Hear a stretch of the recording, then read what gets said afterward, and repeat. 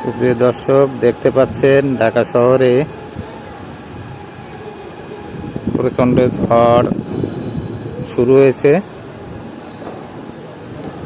একটা গাছ ঝড়ে নুয়ে পড়ছে। সুপ্রিয় দর্শক, দেখতে পাচ্ছেন ঢাকা শহরে প্রচণ্ড বৃষ্টি। আগামীকাল পবিত্র ঈদ উল ফিতর, সেই ঈদ উল ফিতর উপলক্ষে বর্তমানে ঢাকা শহর ফাঁকা বলা যায়, কিন্তু যে সকল মানুষগুলো এখনো নারীর টানে তারা ছুটে চলেছে তাদের গন্তব্যস্থলে, তাদের গ্রামে গঞ্জে, নিজের শহরে, তারা কিন্তু আজকের অনেক ভোগান্তিতে।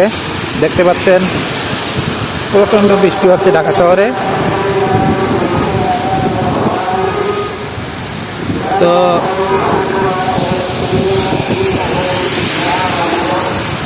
বর্তমানে আবহাওয়া এতটাই খারাপ যে আগামীকাল ঈদ উল ফিতর কীভাবে উদযাপন হবে এটা নিয়েও সংশয়। মানুষ তাদের বিশেষ করে নামাজ আদায় করতে গেলে এই সময় যদি এ পরিমাণে বৃষ্টি হয় তাহলে অনেক ভোগান্তিতে মানুষ পড়বে। আর তাছাড়া আজকে যারা গ্রামে যাওয়ার জন্য প্রস্তুতি নিয়েছেন তারা কিন্তু অনেক ভোগান্তিতে আছেন। তারপরও কিন্তু থেমে নেই মানুষ, বৃষ্টিতে ভিজেও ছুটে চলেছে তাদের বাড়ির উদ্দেশ্যে।